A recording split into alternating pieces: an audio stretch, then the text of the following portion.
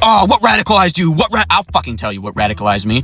When I was in 8th grade, my dad came home from a miserable, terrible, grueling day at work and said, hey, put your shoes on, we have to go to the school board meeting.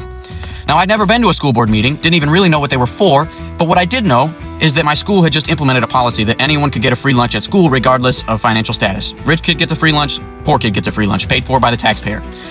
Now, 8th grade me thought that was a real fucking good deal. I still think that, and I thought then that anybody with a rational fucking brain cell would think the same. But we got to that school board meeting, and I watched as the same people that I saw at Sunday church every Sunday stood up in front of the board and talked about how this was a terrible thing and that they were all shelling out for all these people that didn't need a free lunch. And then I watched as my dad, the strongest, hardest working man I've ever known in my entire life, I mean, he could bend a horseshoe in half with his bare fucking hands.